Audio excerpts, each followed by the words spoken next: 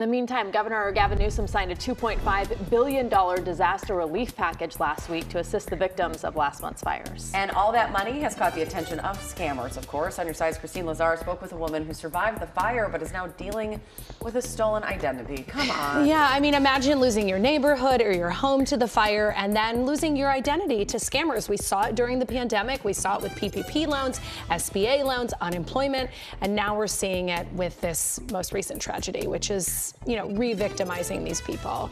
FEMA offers money to fire victims so they can replace those essential items like baby food, medication, clothing.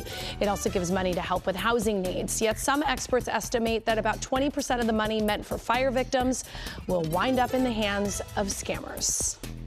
This is just so emotional. It's all gone. The Palisades community that single mom Kim Chase called home for more than a decade These are all gone. is now mostly rubble and ash. This is where we live. Her apartment did survive, but it's not livable. Did you have renter's insurance? I did not have renter's insurance. I had renter's insurance due to the area I was in.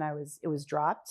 It's embarrassing to say. I made many calls and tried to apply online, and I couldn't even get pet insurance where I was. Without insurance, Chase is paying out of pocket for everything from temporary housing to clothing and essentials. I left with nothing. Chase was at work when her neighborhood evacuated. These were photos she snapped as the fire engulfed Pacific Palisades. The other day I was like, oh, I need a nail file. Like things that you don't think of that are just in your nightstand. I had nothing. Hoping to offset some of these costs, Chase applied for FEMA aid, but she immediately had trouble with her online application. They kept saying wrong password. I thought, this is really weird. I've never applied for FEMA before. And then I called and they let me know that, oh yeah, this is a very long Hotmail account.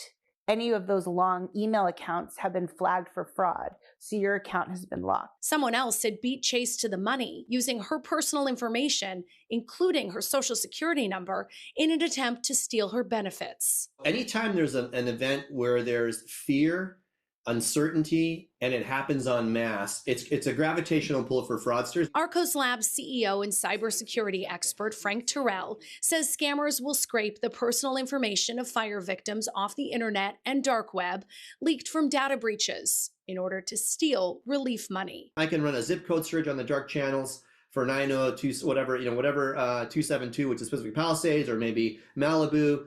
I can aggregate that information. I can use AI now to build those profiles, and I feed them into these crimes as a service bots, and they go apply en masse volumetrically with machines. Terrell says scammers can complete thousands of applications an hour with the help of these bots, and typically the victims aren't aware of the fraud until the money is already gone. In Chase's case, FEMA flagged her account before releasing funds, but she's still waiting for her fraud claim to be processed so she can finally get some relief. I pay my taxes. I work really hard, and I'm not getting any support from the government. There are steps fire victims can take to make it harder for thieves to access their benefits. Terrell recommends freezing your credit with all three major bureaus. Be skeptical of unsolicited phone calls and emails. Be on the lookout for phishing emails to steal your personal information. Don't click on any links you can't verify. And deal directly with governmental agencies instead of websites that claim to do it for you. I did reach out to FEMA. They would not say how many cases of fraud they've already encountered here in Los Angeles, but they did promise to work on Chase's case so she can get access to that relief money. The agency is urging anyone who suspects fraud to immediately report it to their disaster fraud hotline, and we will have that number on our website at kcalnews.com/SeenOnTV.